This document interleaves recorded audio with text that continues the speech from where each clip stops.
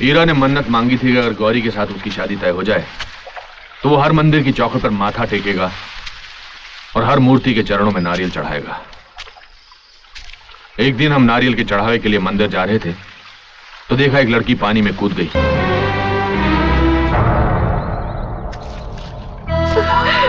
गौरी, ये क्या हो गया तुम? क्यों अपनी जान लेना चाहती हो? अब तो हमारी शादी भी तय हो गई थी।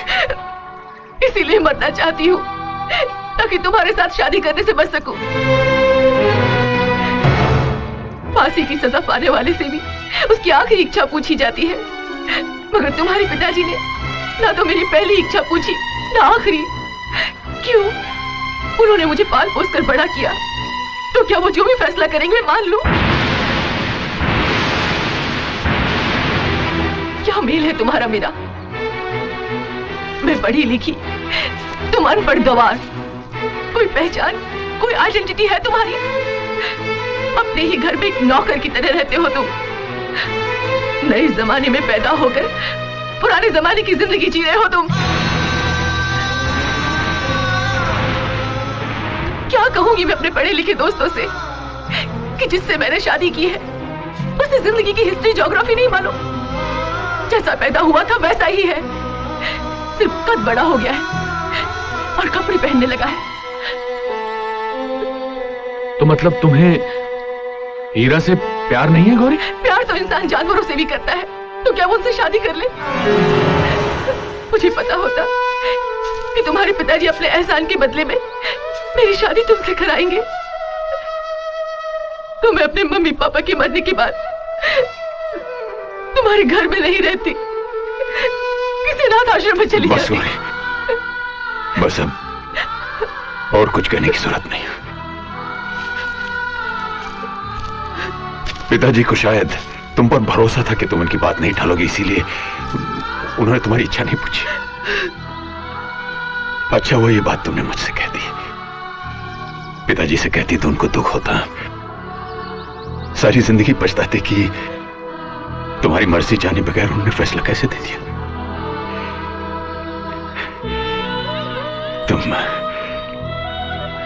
तुम मुझसे शादी नहीं करना चाहती, मत करो।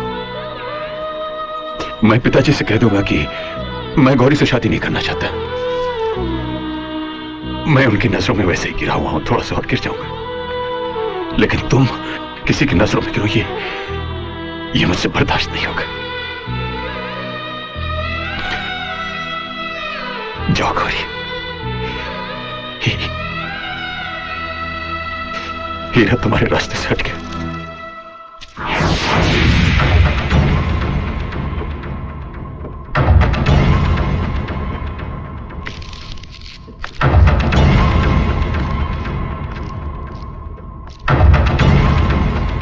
वही हुआ जिसका हमें शक था। कभी न दिखाई देने वाला भगवान हमें हर रंग में नजर आता है, मगर इस नालायक का कोई भी रंग हमारी समझ में नहीं आता। हीरा, क्या हुआ? तुमने तो कोई सवाल मत मांगना। हमें इससे सिर्फ एक सवाल का जवाब चाहिए, ये गौरी से शादी करेगा या नहीं?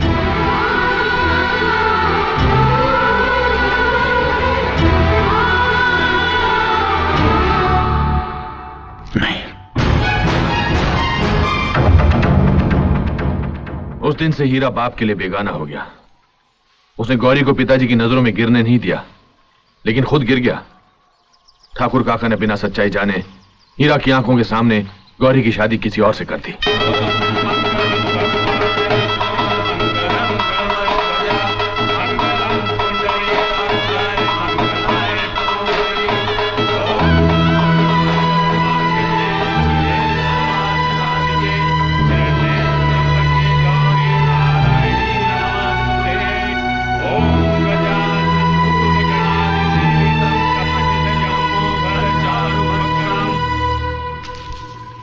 हीरा ने प्यार कर दिया तो जलाया था, मगर बेचारे के हाथों में सिर्फ अंधेरा ही आया। मेरी तुमसे एक विनती है, अगर तुम हीरा के घाव नहीं भर सकती तो कम से कम उन्हें कुरेदना भी मत।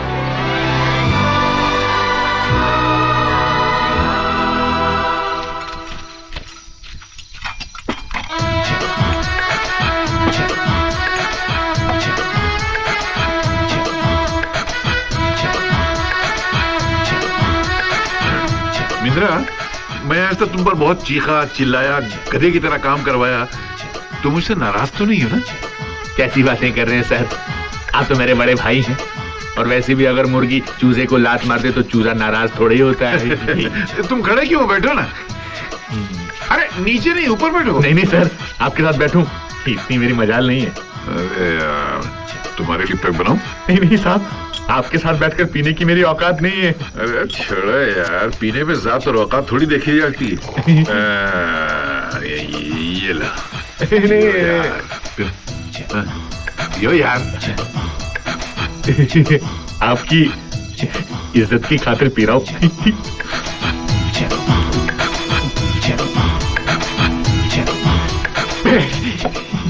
एक बात बताओ मिंदर, तुम पढ़े लिखे हो, मेहनती हो, फिर ये जिल्लत भरी गुलामी करके अपनी जिंदगी की मिट्टी पलीत क्यों कर रहे हो?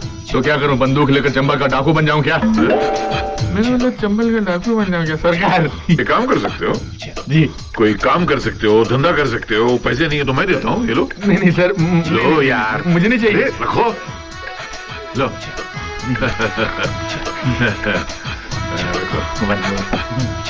अब एक बात बताओ मिंद्रा जी, ये जो लड़की अभी आई थी, ये सब रख के गई है, ये कैसी है? लड़की जैसी है। अरे वो तो मुझे ही मालूम है यार। मतलब है कि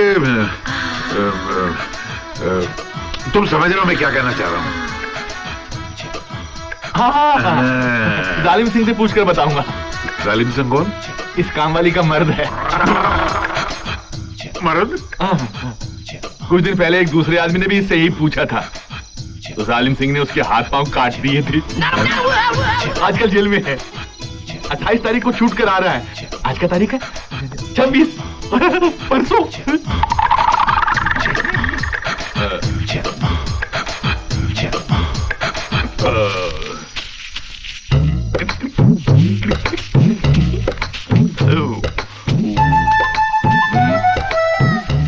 तो मिलिट्री, चल एक सिगरेट दे। मिलिट्री? सिगरेट देना। अरे जल्दी कर। अरे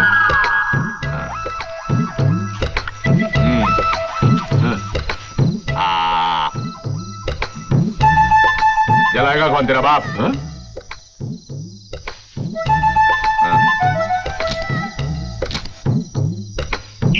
अरे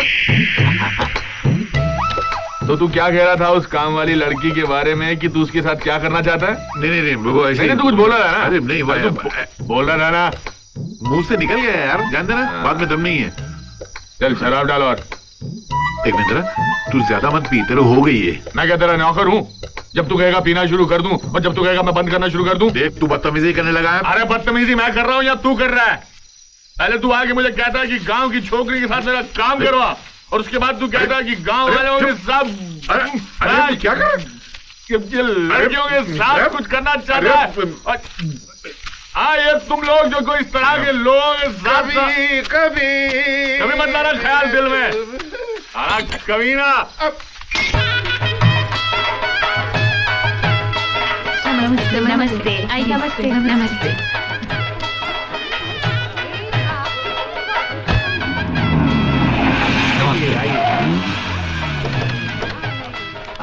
welcome Mohan. Hello Bharat. Hello.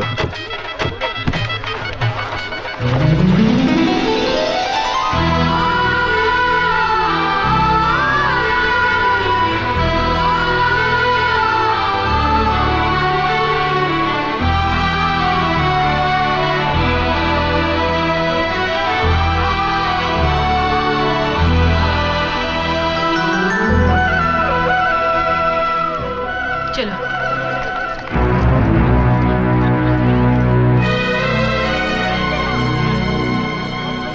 नमस्ते। नमस्ते।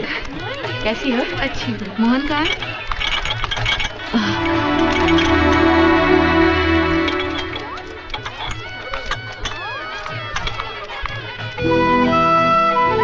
लीजिए ना, लीजिए।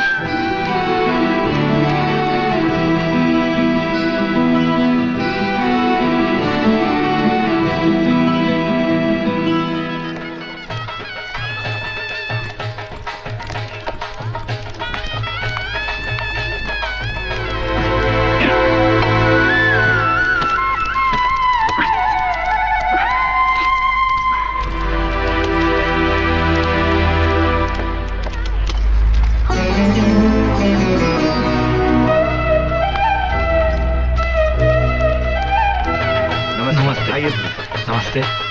नमस्ते।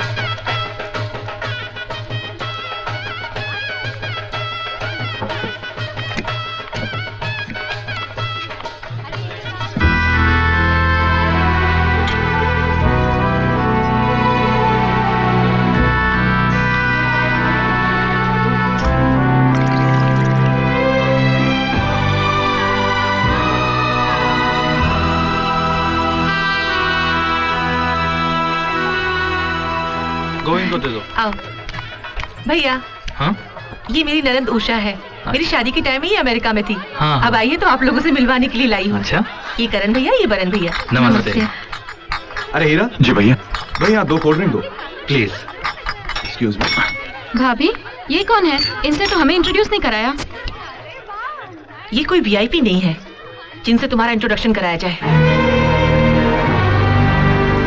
किसी काम के लायक नहीं है ये, इसीलिए नौकर की तरह जी रहा है।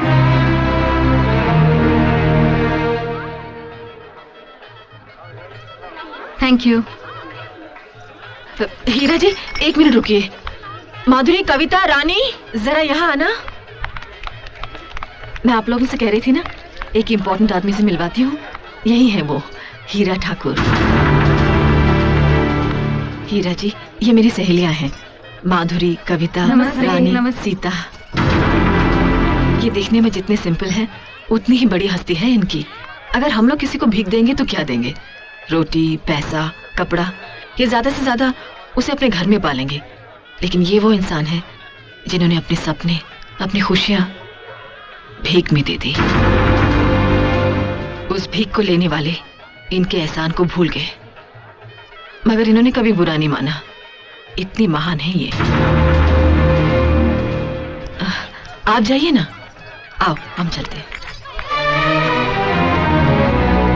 क्या बात है गौरी? दीदी, ये कौन है? ये अपनी उर्मिला की ननद है, IAS कर रही है। ओह, इसीलिए इतना कड़ रही है।